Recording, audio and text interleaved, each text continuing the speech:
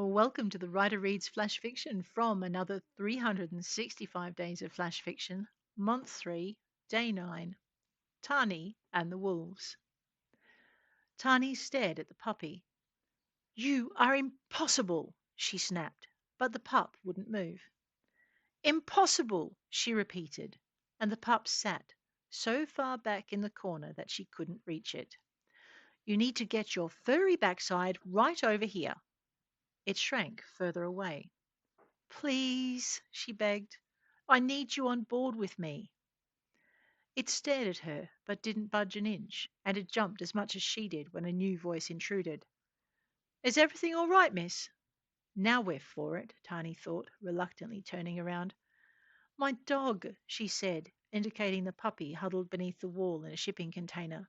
He got away. She let her voice trail off. I'll call the animal control officers. They'll have him out of there in no time. What's his name? Grover, Tani told him, pulling the name out of nowhere and hoping the pup took the hint. He's called Grover, and he and his parents are going to make me miss my flight. She put just enough desperation in her voice that the crewman's face wrinkled with concern. Do you know where they are? No, Tani wailed, her chest tight with fear. I lost them. My mum's going to kill me. In fact, the only thing Delight was going to kill her for was overacting, but she wasn't going to admit that. She'd taken a risk on being able to get the parents out of custody. If she was lucky, neither one of them had shifted from wolf to human while she was chasing their son. The crewman was all patience. Can you describe them? They're big and grey, and their fur's kind of fluffy. Like a wolf? Tani nodded solemnly, regarding him with hopeful eyes. She'd even managed to scare up a few tears and knew her eyes glistened. Delight had told her the look was enough to bring out the sympathy in any except the hardest heart. The crewman didn't look like his heart was too hard. His expression softened and he pulled out his radio. Alec?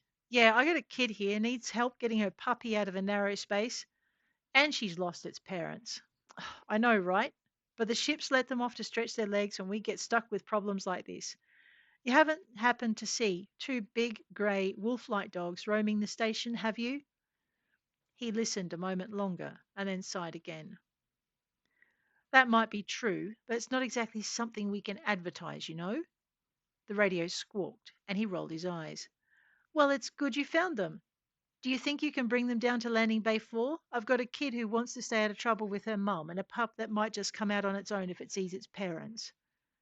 Most of which turned out to be true.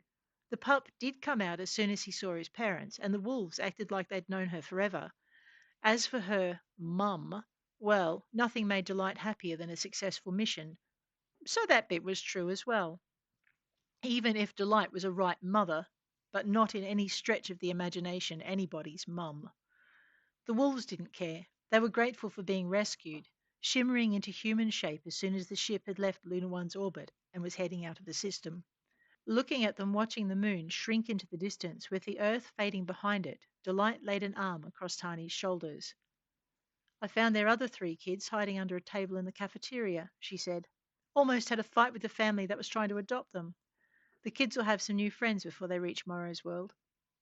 The thought made Tani smile, but she shrugged Delight's arm off her shoulder. I better get going. Got to wash the smell of wolf off me before I try and feed the cat.